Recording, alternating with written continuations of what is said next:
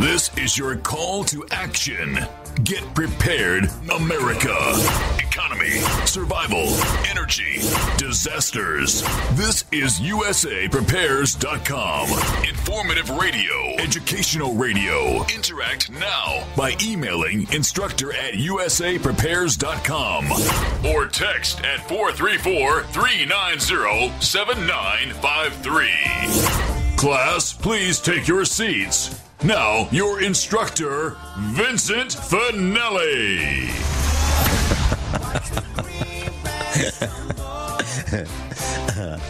I'll be back in a couple minutes. Got a new producer today. Everyone all set? Cocked? Locked? Here we go. Your dial set correctly to... Correctly? Maybe correctly. To USAPrepares.com, and we are delighted that you're here. Broadcasting 2 hours from high atop the Missouri Ozark Mountains, Studio A. Information's on the website. And there's a link to all of your instructors at USAPrepares.com. Podcasts are free. Converging threats are confronted daily by your instructors. I'm Vincent Finelli. And for those of you new to the class, there are about 200 of us here at USAPrepares.com, experts in various areas. All of us are innovators. We're dentists, medical doctors, broadcasters, CEOs, surgeons, engineers, researchers, physicists, farmers, inventors, and we're all students. We're all students learning every day. And we're rising to become instructors. None of us is capable of holding a job. This is USAPrepares.com. Nathan's with us today, brand new. Nathan came to the board cold, has no idea what this broadcast classroom is about. He's going to learn with us. Tonight, I'm on stage, Ziggy's, 5:30, Springfield, Missouri, and we're going to have a roundtable discussion on what we've learned about saving money over the last few years. What works, what doesn't work. So, class, if you're going to be at Ziggy's tonight with us, usually it's about 110 and who show up, bring your thoughts, share them with the meetup class, and we're going to talk about saving money. My thoughts, your thoughts, and we're going to put them all together. Roundtable tonight. And I've got the final shipment of LEDs. They've arrived from China. We've got both the warm white and the cool white. So those of you who have ordered them, you can pick them up tonight. Let's see. Oh. John Dollarhide, Judy Dollarhide, Ken Hurley, and Jason, thank you, really, for taking my place the last 2 weeks while I was on the East Coast away from the meetup. You did a great job. You held the fort down. And Dr. Howard Shayne, thank you for presenting the seminar on emergency dentistry. The reviews were great. And we had a seminar on reloading rifle, pistol, and shotgun shells at the meetup 2 Mondays ago. Thanks so much. Today, Survival Economics with Frank Underhill. He's the CEO of UnderhillSecurities.com, the trusted advisor of Bob Chapman, the late, sadly, but the great Bob Chapman. Welcome to the front of the classroom, Frank Underhill. Good morning, Vincent. Glad to be here. Hey, great to hear your voice. Frank, we've got some articles on the website. Let's share a couple of them, and then we'll get into precious metals. Frank, Russia is warning Obama about we could have another Cold War, about the bee apocalypse. Why? Because we've got companies that have bioengineered our food and have created pesticides which are killing the bee colonies. They're killing the bee colonies, and the bees are the workforce that pollinate our food supply. So Monsanto and Dow and Bayer and DuPont are all involved in genetic engineering and chemicals that are killing the bees. And it's a real problem. As a matter of fact, Frank, I was in Virginia over the last couple of weeks, as you know, and I listened out the window at night, and I could hear maybe a lone insect or two making noises, the noises that they make at night, compared to the symphony that we have, the orchestra, the army of insects that we have here in Missouri, because we don't have the pesticide distribution so far and wide here in Missouri. So we haven't killed off as many of our bees and our insects as they have in Virginia. But so Putin is kind of furious with President Obama's acceptance and him allowing all of these chemicals to be sprayed on the planet. So, Frank, what's happening in your world? Well, I think getting back to what you're just saying, I think everybody's mad with them.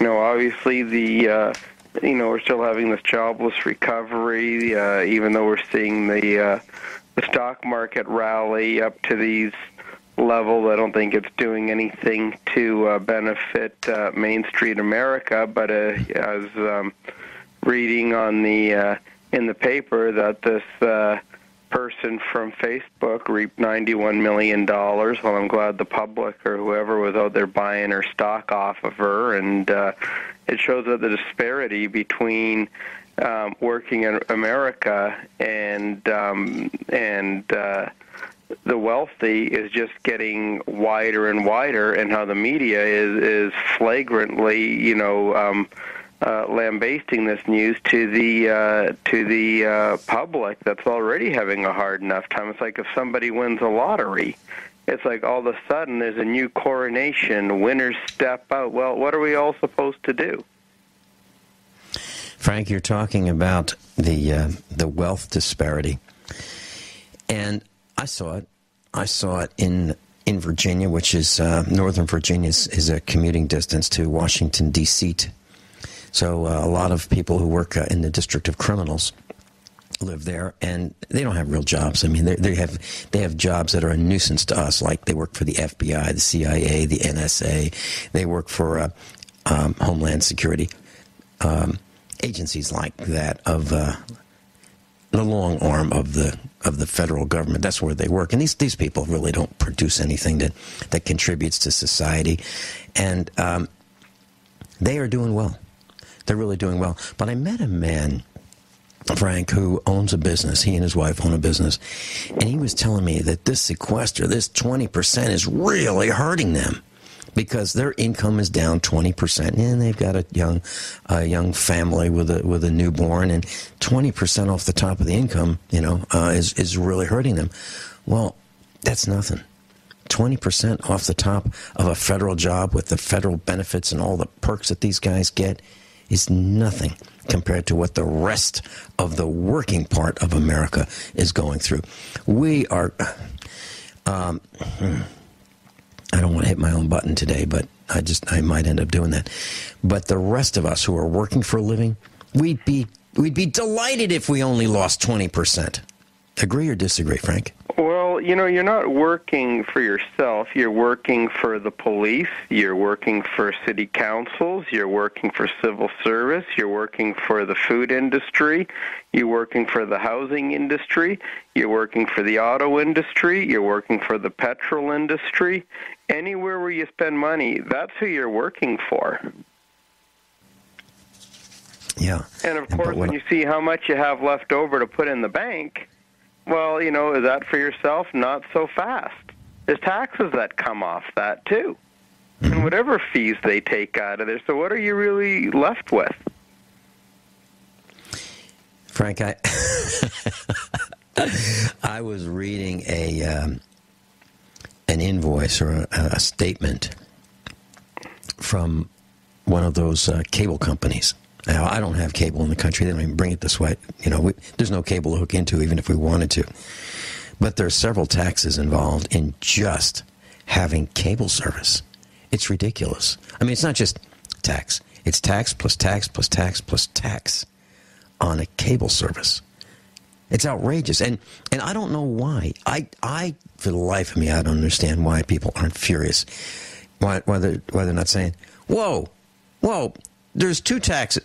What? Wait a minute. There's 4 separate taxes on a cable bill.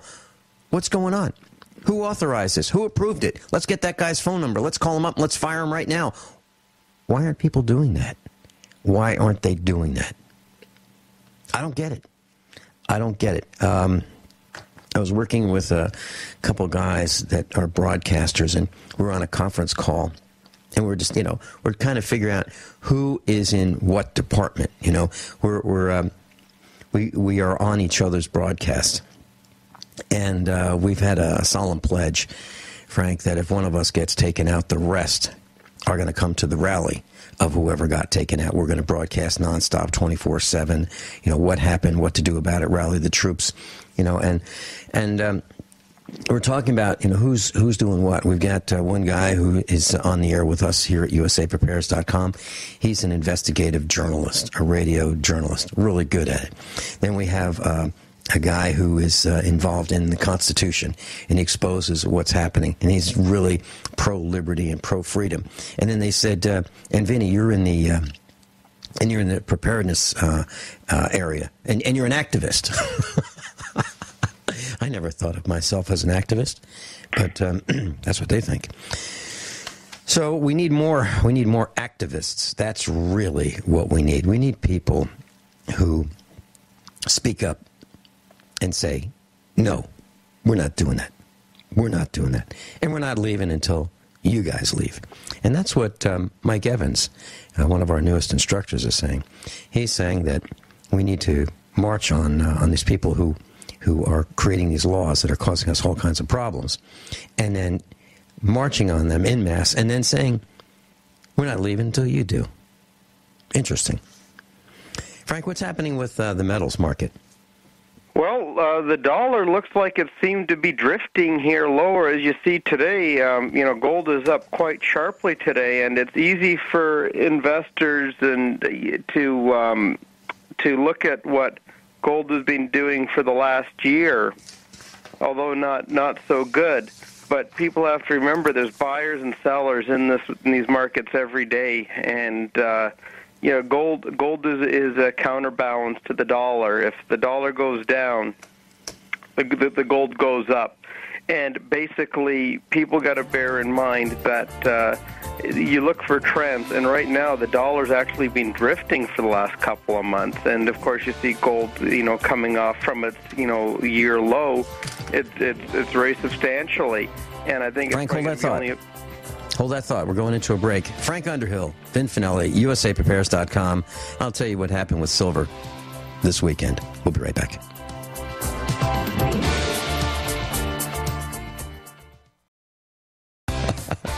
Frank Underhill's with us, and I just wanted to mention, I just got off the phone. I called the farm supply company here in the little hamlet where I live in the Missouri Ozark Mountains, and I just got off the phone. I said, I was gone for a couple weeks, and I spent the last day riding on the four-wheeler with the family, and we took several four-wheelers out, and we were looking at the fence and looking at all the damage. We had a tornado touchdown.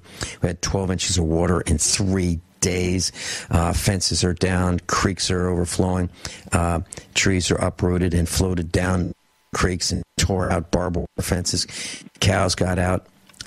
It was a real problem for everybody. Barns are down, buildings are down. So this little event that we had over the last couple of weeks here in the Ozarks was pretty expensive for us.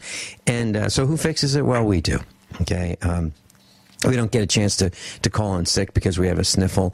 We stand out there in the rain, and that's what we do. We farming is 24/7.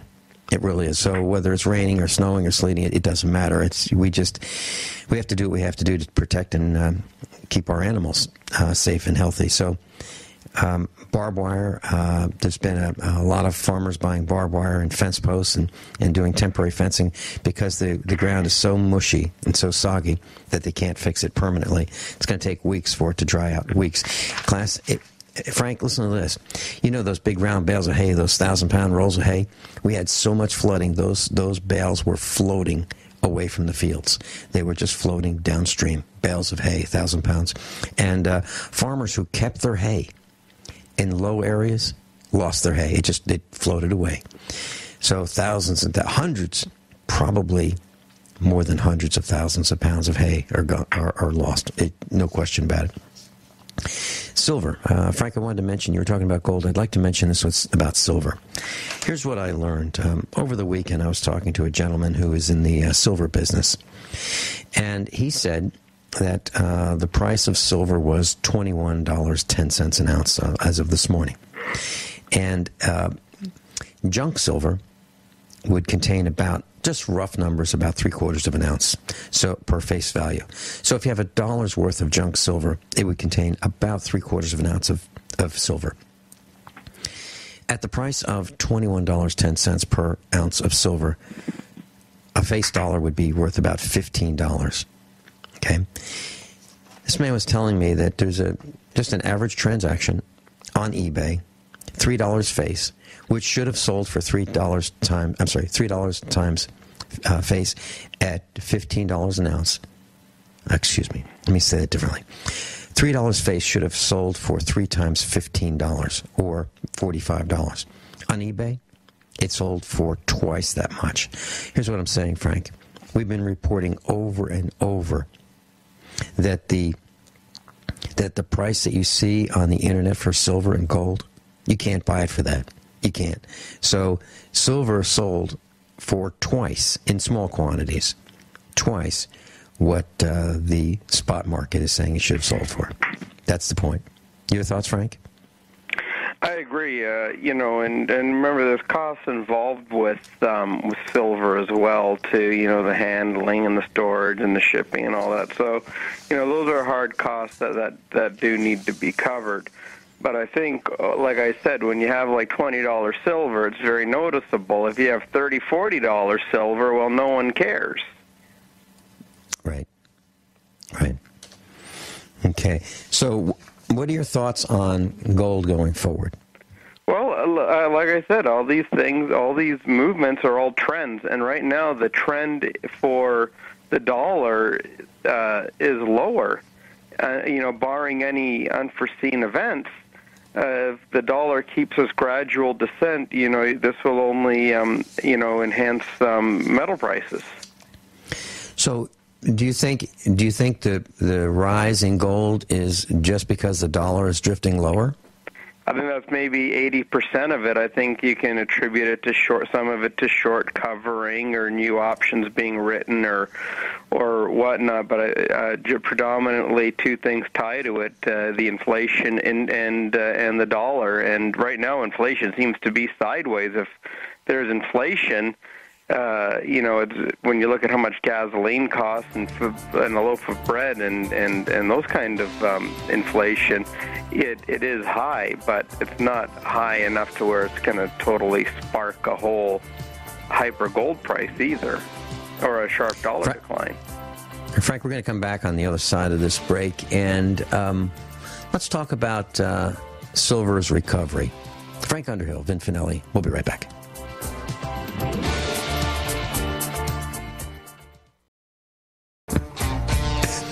Frank Underhill's in class today, and we're talking about metals.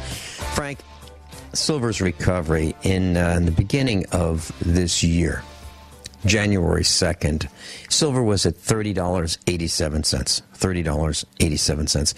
It hit a low. It was on a slide down for months, and it hit a low in June. And in June, it went down to $18.61. I mean, that's dramatic. And then it looks like it, on a slight uptick now. And we're looking at $21 silver. So, Frank, what's causing this? What's causing silver's recovery? Well, I think a large portion of the rise, well, first of all, gold has just been, silver's been completely decimated. It's sold down to what, $18.50 an ounce. 1861. 1861. Yep. And then it's, rallying a bit up to here. But I think silver needs to, silver's always taken its direction from gold.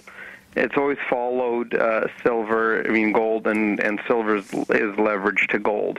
So I think it takes whatever gold does, I think silver should replicate. Mm-hmm. Okay. And I'm seeing signs in Springfield, Missouri. We buy gold, and I saw them in Virginia. That's a sign. That's a sign that the economy's not doing so well, because if people are selling their jewelry to pay their bills, they're in trouble. They're in trouble. I mean, gold is something that you want to have for an emergency, and you want to pass it on for generations, and you want to have it as stored wealth. But when you have to sell it, that's not a good sign. It's not. Well, Frankie, let me say. But then again, that's what people have gold for, is for an emergency. And just the question is it usually you don't have the emergency when prices are higher? There's the emergency always when prices are low, whether it be in real estate or in metals or, yes. Frank, you mentioned real estate. Here's something. I noticed some things, the absence of some things when I was in Virginia over the last couple of weeks. One of the things that I saw an absence of was residential construction. I did not see, and I drove through neighborhoods, I did not see not a single house being built, not one.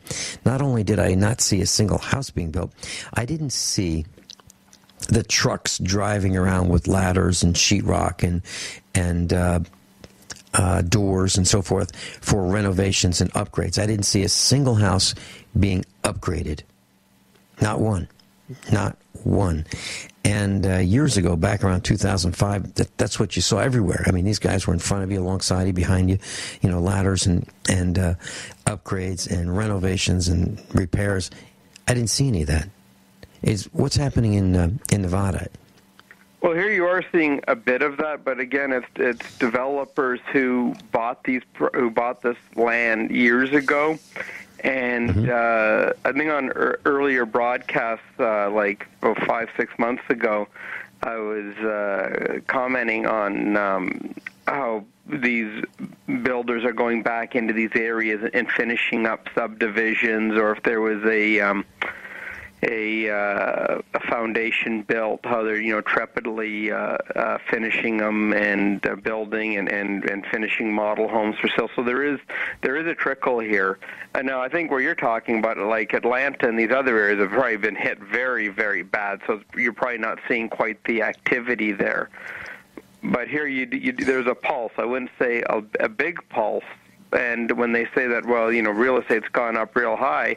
Well, I think it's like what you see with gold here. It was only sold down so low, there's nowhere for it to go but up. And I think you're seeing that in real estate, where it's sold off so badly, whereas like just basically liquidation only. And prices are moving up just due to natural forces and not due to any stimulus or low interest rates or people feeling confident about buying a home. And of course, a lot of properties, probably inventories taken off the market anyways and just being sat on. But in the case in Atlanta, where you're having hedge funds going down and scooping up houses for rental. Frank, are you seeing interest rates creeping up? Long term, yes. Short term, no. But I like to see interest rates long term. I like to see this trend continue because, again, it's only beneficial for where we are vested, and that's why you invest in these metals for this kind of movement in long term rates. Yes. Frank, when I was a child, interest rates were 5.25% on passbook savings, and I remember interest rates as high as 10+% on CDs. And you could easily get a certificate of deposit and get 10%. And what senior citizens were doing is were putting their money into CDs, and they were actually living off the interest, and it worked. Can't do it anymore.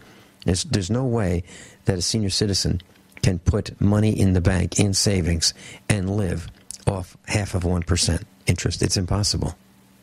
Yeah, no, absolutely not. But I think there has been this overwhelming feeling of entitlement for people, like when Detroit, underfunded pensions, other parts of the country, underfunded pensions, and everyone takes for granted. I don't know what my pension is going to look like when I retire. But my pension will be what I do in life and going forward. And people think, well, just because you put your money into some pension plan like an IRA, there's going to be some pot of gold at the end of the rainbow. Well, it doesn't always work out that way, Vincent, and your listeners. The best pension is the one you have yourself, and there's really no control. And actually, I'm not into IRA investing. I don't even encourage it. I don't know why people do it. I have a few IRA accounts, but I don't know why people do it. But they would have been better off just taking that money and putting it into a mattress than investing it in whatever they invest in, because you cannot gauge 30, 40 years into the future what things are going to be like. It's impossible. And how Frank, do you know if that money's not going to be there when you need it? I just checked the amount that I have in my pension. I know to the exact cent how much I have in my pension right this second. I know. Zero. Frank, I do not have one. I do not have a pension. I'm one of the few people I know that don't have any pension. And what you said was invest in yourself, and that's what we determined a long time ago, that we were going to invest in ourselves, and that's what we did, and that's why we're farmers. So, Frank, when you talk about underfunded pensions, I'm thinking about Detroit. So here we have a whole bunch of people who worked all their lives. They contributed to their pension funds. And it might disappear. It might disappear in a portion of it. It might disappear totally. And it's criminal. It's absolutely criminal that these people were promised a return on their investment, and they may not get it. And it's happening not only in Detroit. Detroit is just one small example. It's happening all over the country in local county governments, city governments. I know a fair amount of people, and I don't think I've had anyone tell me how they're getting rich on this rally. Do you know anyone that's told you how they've gotten rich in this rally and how their mutual funds have gone up or their investments have gone up? Or I don't know of anybody. Frank, the law or the rule of 72 or the law of 72 is where you can determine very simply the number of years that it will take for an investment to double. And I've said over and over that if you look at the year 2000 and where the Dow was, and if you look at just a couple of years ago, it traded sideways for an entire decade. And that means that if money were to be invested at 7% roughly, you should have twice as much at the end of 10 years. Based on the rule of 72. Well, what happened is it didn't happen. The Dow did not go up double, which means that people who have an average valuation in the market have lost half. So if the market did double, they would be even in terms of inflation or in terms of a return on investment of 7% compounded. Bottom line is, you're right. No one. I don't know a single person that is grinning saying, man, I did so well. The market's up. I am just grinning from ear to ear. Not one person. Not one. Exactly what you said, Frank. And I'm not crazy. And I think that a lot of other people are like this as well. I don't know of anybody. So, Frank, if someone's got a portfolio and they want some guidance and they call you, what do you do? What do you provide them? Well, I like to have a diversity of metals and energy primarily, and a bit of Canadian real estate that pays monthly, and just like with energy, pays monthly, and of course, the precious metals component of it. But that's not for everybody, and people who. And no question about it. I've been beaten up with this, and a lot of when you invest in this, you got to go for duration, and you hope in the end when you do need it that the appreciation will be there for you. Silver, it's up almost $1 today. I think it's gone up more in one day than in the last so many months before the rally, before when silver was at the bottom. Mm-hmm. It's the biggest move I've seen in a long time. Well, Frank, right on this broadcast, we've told people who have silver, who have gold, hang on. Don't let them pry it out of your hands when the price is low. Hang in there, and it will recover, and it is. Both gold is recovering and silver. They're both recovering slowly, steadily, safely. And I think before it's all over, those who have hung in there are going to do just fine. I really believe that. And people have a tendency to forget why they invested this way in the first place as well, Vincent. Mm-hmm. Anyways, on with your break there. Yeah, let's take the break. Frank Underhill, Vin Finelli, USAPrepares.com. One of the things that we probably ought to talk about is television. Frank, let's talk about TV when we come back. We'll be right back. So, Frank, we're talking about television at the just before the break, and I believe that television saps the mind of active participation. And when we watch TV, we are just spectators. And there are three kinds of people, Frank. There are those that make things happen. There are those that watch things happen. And there are those who say, what happened? So the first type, those that make things happen, they don't watch too much television. But those that watch things happen and those who say, what happened? Those are people who watch TV. How many times have you heard someone who was watching a program say, what happened? What happened? As if it's important. Vincent, I think at one of your expos, one I was at, you had a fellow there who was talking about mind control. Yeah, Dr. Richard Allen Miller. Right. Did you want to go into what he was saying about this? Sure. Because I think it's very important, and yeah, absolutely, please. Okay, are you asking me to do it? Yes. What Dr. Richard Allen Miller? I don't think people don't believe this, and he does bring out a lot of good points. Yeah, what Richard Allen Miller, the real Fox Mulder of the X-Files, says is that we are being programmed and we are being conditioned to believe certain things, and it's not new.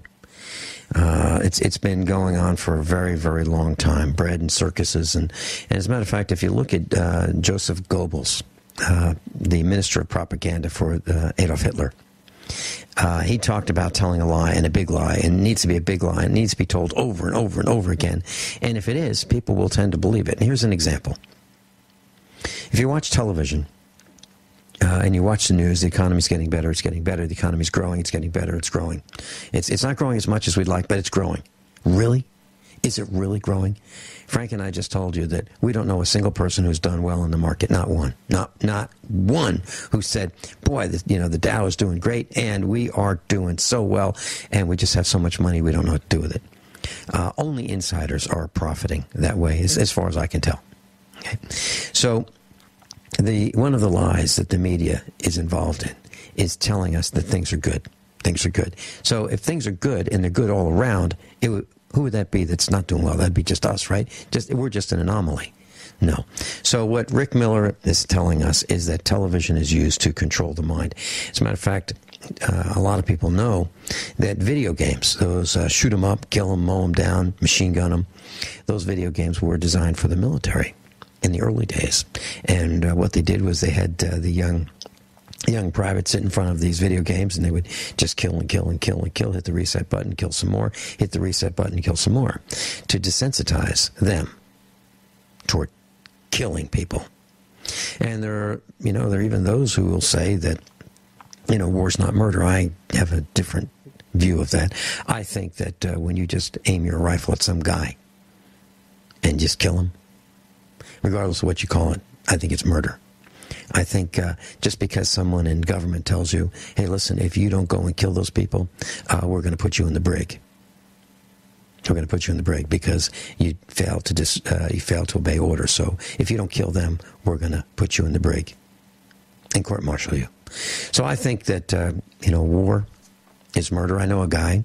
Let me give you another instance of desensitization.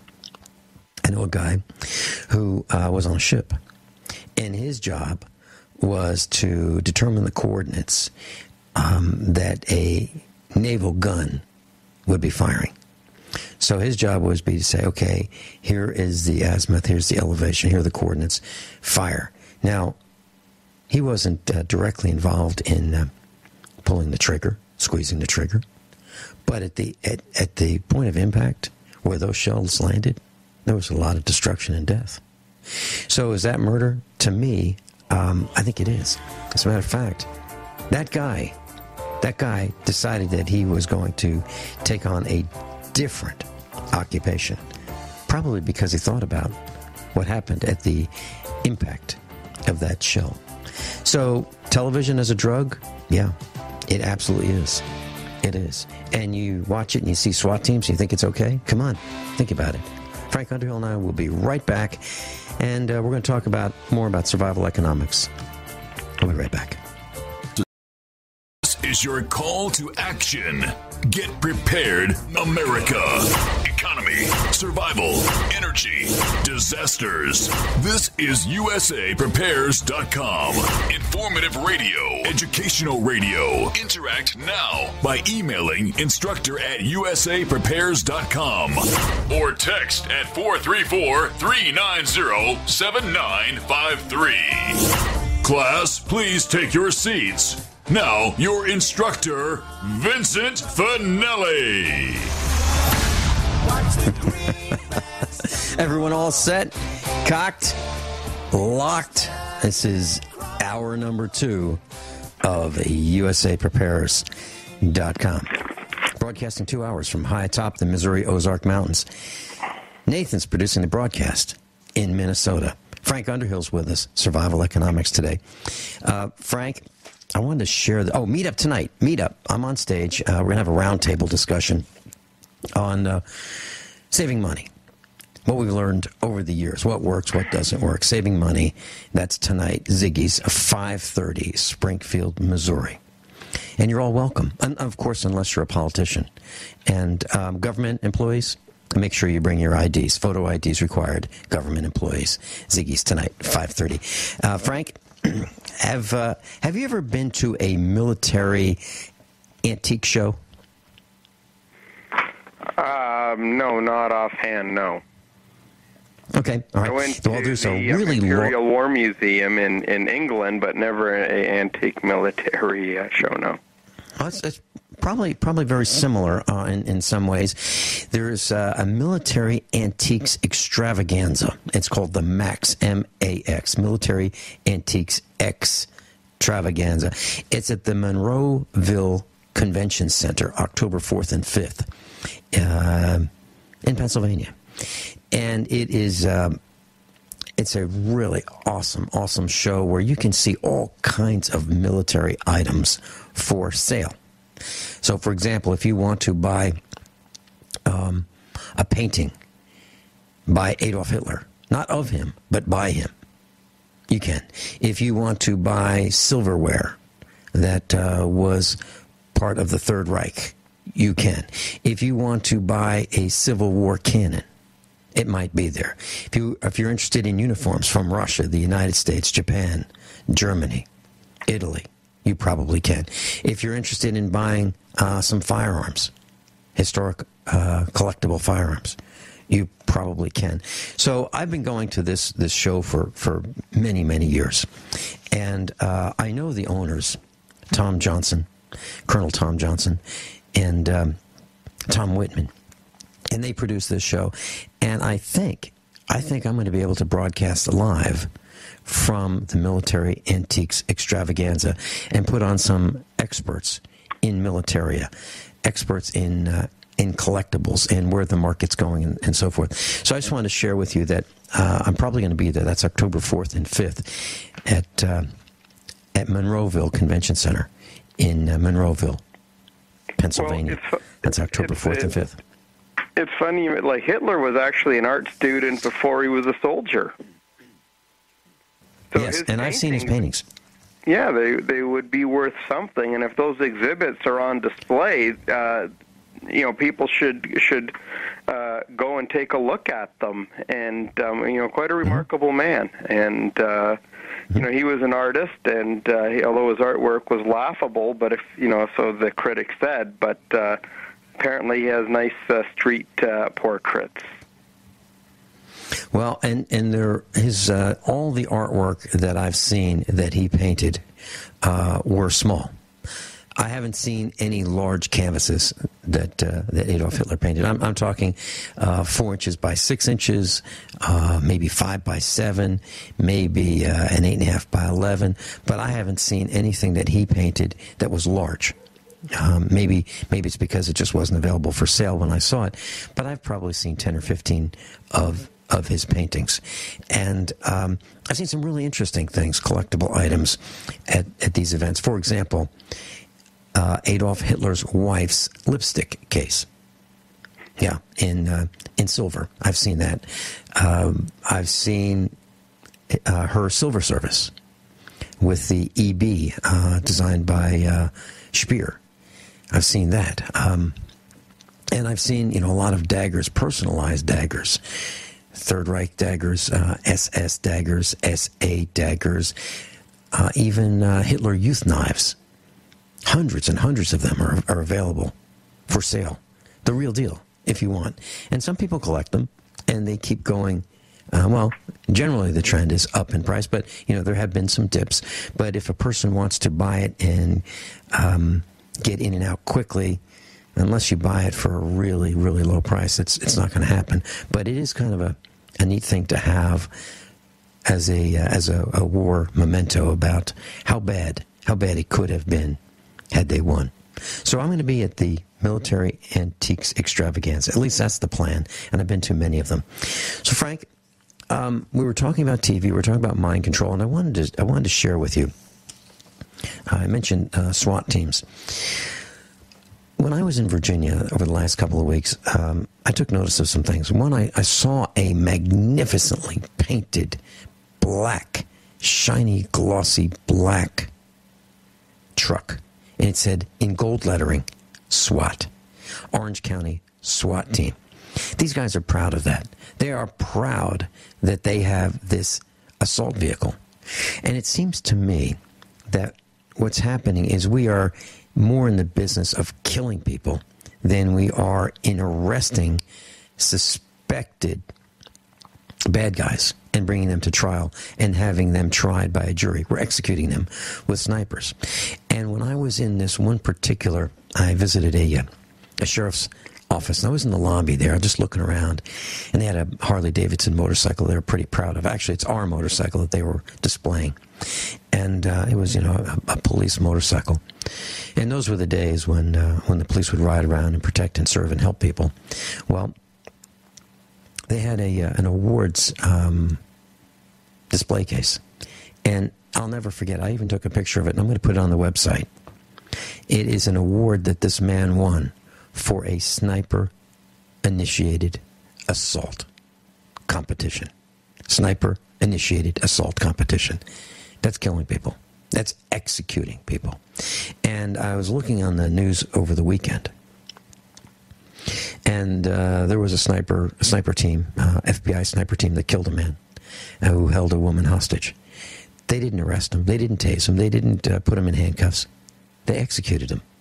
They hunted him down, and they executed him. And there are pictures of these guys, and they're smiling and laughing and they're having a good time. They're killing people. It's not the way I was raised. It's not what I think our country should be about.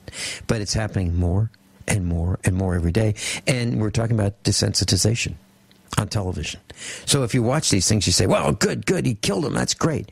Well, I know a guy by the name of Randy Weaver. And they shot his wife. They shot Randy Weaver's wife right through her front door. Sniper did it. And of course, is he in jail? No. What's the need to shoot a woman and her baby through the front door of their house? So we were talking about television and desensitizing us, and that is what is happening. Frank, did I explain this, or do we need to do more? Well, there was a program yesterday on the CNN about that, and how this guy took I was living up in Canada at the time, and I don't recall the story, but a guy was so infuriated with it that he took a a renter truck up to a government building in Oklahoma and blew it up. He was that enraged by it. And, so there are people who take things very personally when people are killed freely for no reason. Heck, in Florida, a kid was tased for putting graffiti on a McDonald's. But, does he deserve to go to jail and get fined? Yeah, but he doesn't deserve to pay with his life. So there is a lot of people who are dying needlessly. And I think I said on an earlier program, if you call the police, someone is either going to get killed or taken away or both. So, people should think twice before dialing that 911. I'd like to take look at this guy who in Florida or somewhere where a guy was in his car looking for cigarettes. And a nosy neighbor calls the police, and the police who show up at the house there, and he gets out of his car, out of his front seat, and he walks into a police firing squad and gets shot. Mm-hmm. Now, what if that guy never phoned the police, and that guy was just allowed to go about his business and get his cigarettes? We posted an article on the website USA Preparedness weeks ago where a man in California was visiting his friend. His friend wasn't home, so the man just sat on his front porch. A man drove to visit a friend. He went to visit a friend. Friend wasn't home. So the man sat on the front porch, picked up the garden hose, was holding the nozzle. Neighbor saw it from across the street. Called 911. Said there's a man. I don't know who he is. Don't recognize him. He's got a gun.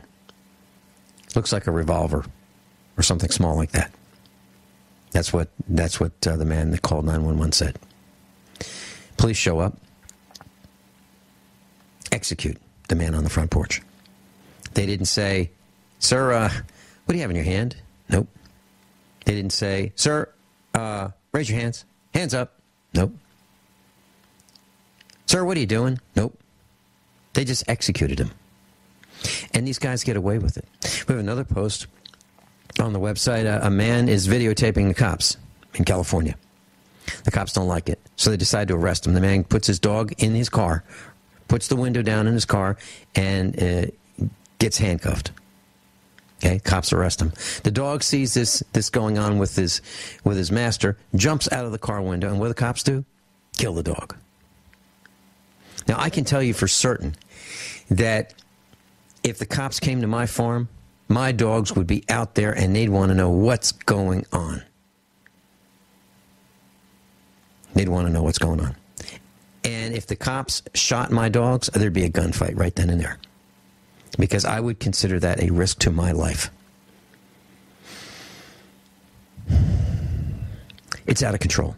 It's out of control. These guys have handcuffs, tasers, batons, radios, billy clubs, mace, cars, shotguns, assault weapons, handguns, magazines. It's not enough. They've got to use them. They just have to kill. It's out of control. Out of control. We'll be right back.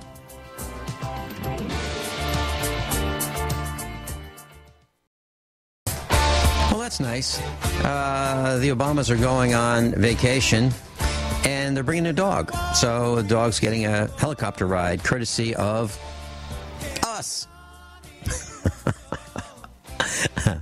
I really love our dogs, but, I can't imagine going to my neighbors and saying, "Hey, listen, I want to go on vacation, and look, I really love our dogs.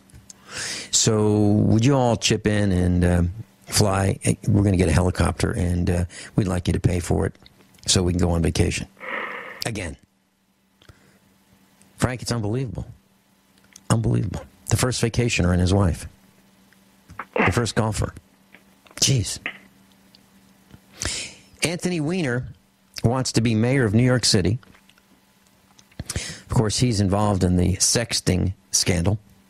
11% of the people surveyed approve of him. 11%. It's like a record low, right? Well, that's good. That's good. It's about the same percentage that approve of our Congress, which is 10%. So 10% think Congress is doing a good job. 11% approve of Anthony Weiner. And that brings to mind General Electric. General Electric has a management style, and what they do is every year they have the annual performance reviews, and people are rated how well they did, how much money they saved, how much money they brought into General Electric. The ones who do really well might get a raise, but what they do to the bottom 10% is they fire them. They fire the bottom 10% every year. At least that was the management style when I had a boss that worked for General Electric. And maybe they have something. Maybe if 11% approve of Anthony Weiner and 10% approve of Congress, maybe there's absolutely no hope for that bottom 10%. And maybe General Electric had something right, where they fired the bottom 10% because they just couldn't figure it out. They were just dumb as a box of rocks. Frank, you have any comments on that? Well, I think that how you articulately word it is the way things are going, and that's probably why this nation is in a state of paralysis, and that's why people are afraid to do anything, because there's always repercussions for things. Let's face it. You're almost afraid to go out of your house because you know something might happen to you on your way to the mall. So. Yeah, I can't. Wow, Frank, I haven't been to a mall in a long time. Jeez, I can't imagine. I cannot imagine. I haven't shopped at Sears ever since Sears Roebuck and Company took down the signs that said "Satisfaction guaranteed or your money back." I don't want to go to Sears. It used to be a great place. I used to work for Sears when I was in high school. I was an auto mechanic there, and if we sold something and a customer didn't like it, they could return it. Satisfaction guaranteed or your money back. Well, it's not the case anymore. It is not the case anymore. There is no satisfaction guaranteed or your money back at Sears. And Frank, I think I shared this, but let's talk about this. It's indicative of what's happening in the country, in commerce, in industry, in corporations. I was told that by a store manager at Sears about maybe 10 or 15 years ago that Sears doesn't work for the customers anymore. They work for the shareholders. They report to the shareholders. The customers are kind of like a byproduct of what they do. And that seems to be what's happening in corporations today. And if we could talk about that for a few minutes, I think it'd be good, because where I'm going with this is it's not about having a great product. It's not about having a great service.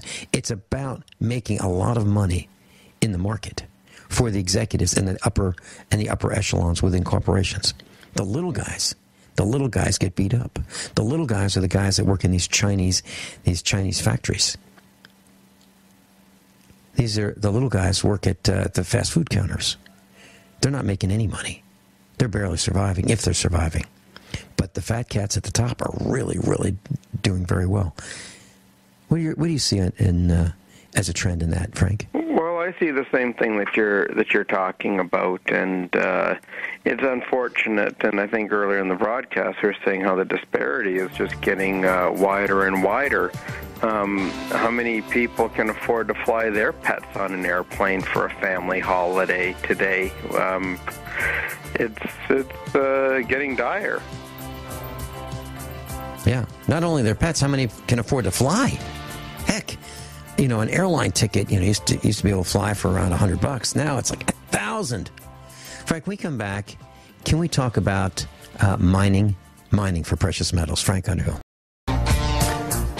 Frank, you've heard the story about Oprah Winfrey with her $38,000 crocodile bag that she wanted to look at when she was in Switzerland at a Swiss boutique. So she wanted to look at this leather bag. It was $38,000 US. It was crocodile, and there aren't a lot of uses for crocodile. I mean, some people eat them in Australia and Ethiopia, Thailand, South Africa, and Cuba. Crocodile meat is consumed, but not much not much interest for crocodile meat in other parts of the world. So there's a furor about maybe it's racist because, they looked at Oprah and thought maybe she couldn't afford it. So they're saying maybe there's a race bias there. Maybe there's a weight bias because she's a little larger than some people. And so there's a furor about her not being able to see or be shown this crocodile bag. I look at it completely differently. I look at it as, why would she want to look at a crocodile bag? How greedy must a person be to want to have one of those? Why would we want to kill a crocodile for a bag? Now, I can understand leather because we consume cows.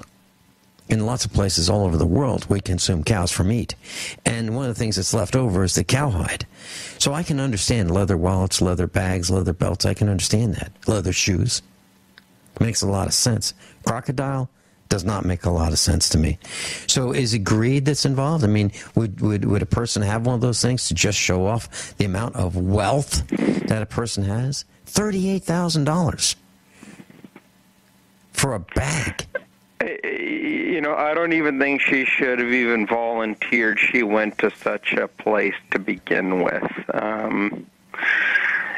If I buy a car, I don't go and broadcast on your program, oh, here's where I went to buy a car, or this kind of car. I think there's just something egregious about it. Yeah. Frank, let's talk about mining. Now, for a while, mining was really taking a beating. I just want to say one thing, too, go back on this, and about the race business. In Switzerland is almost a, what's that word, hermetically sealed society, all right? They do not have a bunch of outsiders in that country. So perhaps to this lady that works in such a store where it's not common that a person of African descent, let alone American, goes in and buys anything. And there's no reason to be jumping on somebody's head. It's like not having any chocolate ice cream your whole life. And all of a sudden, one day somebody presents chocolate ice cream to you and says, here, taste this. They're very quiet, passive people over there. And I just don't think it's fair that this person in the store get beaten up. They're not as diverse as this country or other countries around the world. Maybe they're more like Japan, say, where there's very few foreign people who live there. Switzerland is the same way itself, too. So I don't think it's fair of her to just go and jump all over this lady's head and broadcast about buying a store. She just doesn't know, and is probably perhaps odd to her that somebody would come into the store and let alone want to buy such an expensive handbag in the first place. Mm-hmm. Yeah, and the clerk at the sales associate is saying that Oprah did not tell the truth. And so we don't know. We weren't there. The bottom line is there is a huge disparity, a wealth disparity. Frank, I am so out of touch. I think the last time I bought a wallet, a leather wallet, was probably for $10. Yeah. I am that out of touch with, and I don't even carry a wallet. And how do you know over in Switzerland if they don't even have the Oprah Winfrey show? How would this lady know anyways? They don't watch a lot of TV. They're into literature. They're into arts. They're into outdoor recreation. They're not into sitting home all day and watching talk shows, interviewing celebrities. So maybe this lady didn't even know who she was, let alone like a stranger coming into a store. Yeah, well, I wouldn't know her. I mean, if she were walking down the street here or down the road where we live, I wouldn't recognize her. Seriously, I wouldn't. I might say, what's this entourage all about? But I wouldn't know. Frank, let's talk about mining. What is going on with miners? And why don't we start with the types of miners? There's the junior miners. Let's talk about, for a couple minutes, what they do. What does a junior miner do, and what's happening with them now? Well, right now, a lot lot of these junior miners, of course, are like in a world of hurt right now. And a lot of them have spent money on their properties, and a lot of them had, very, high valuations during the gold rally. But I think if anyone is looking to invest in them, should analyze some of the ones that do have projects, that do have money in the treasury, that do want to carry on with their projects. And I think that there's a whole, slew of them out there, and even ones that have a moderate degree of production, they're trading like juniors as well too. And there's a lot of those out there too that people should take a look at if you're looking at getting in, quote, on the ground floor. There a lot of these juniors have been like when the big stocks are higher, the money always trickles down to the bottom. And I think right now when seniors and mid tiers look high value, I think money will eventually start going back into the juniors once again.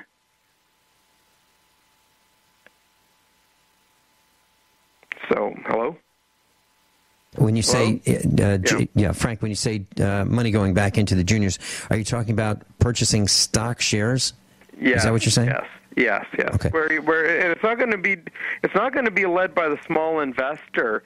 It's going to be led by hedge funds or household name and mutual funds that are going to make the first cash infusions in these companies, because generally those kind of companies have already are doing homework, are doing a study and research and feasibility on their projects.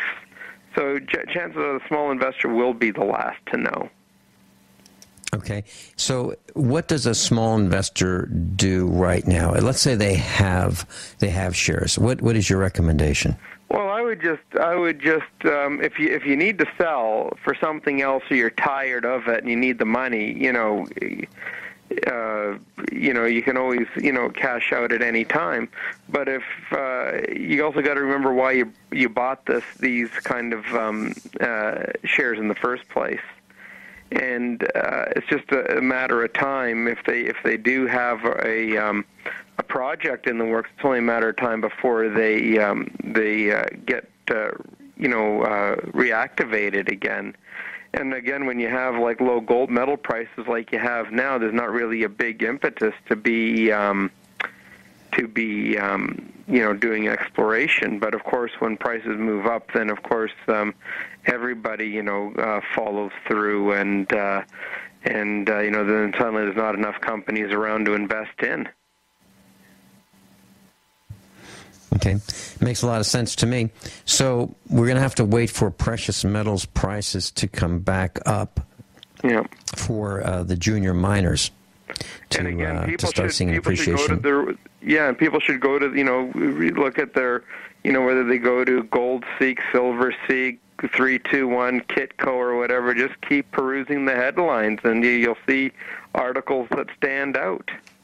Stockwatch is what I use down here, stockwatch.com. They'll always talk about a company putting money into a junior. So, there's various reliable sources out there. Okay, stockwatch.com. Why don't you, Silver Seek, Gold Seek, what else? Yeah, 321 Gold, those kind of sites. If something is of really notice, Bloomberg will pick up the story. But generally there are sites that people can go to and read about, and that's part of doing homework. Yeah. Frank, why is it that the mainstream media really downs precious metals? They say it's a relic. There's no reason to own it. Why do they say that, Frank? Well, this is the same story I've been hearing my whole life through boom and bust cycles, and gold always because there's a not only a tangible value, there's also a physical value to it, and there's also an intrinsic value to it. And people who buy gold like the allureness of it. If there was never a value to it, you wouldn't have mints making coins with it. You wouldn't have. That's a really good point. Yeah. So if there was garbage, you wouldn't have mints buying it and making coins in their country with. So gold is gold. Look at Canada Leaf. Look at the Cougarand. Look at the Austrian Philharmonic. The Australian coins. So the U.S. Liberty coins. So if it was no good, you wouldn't have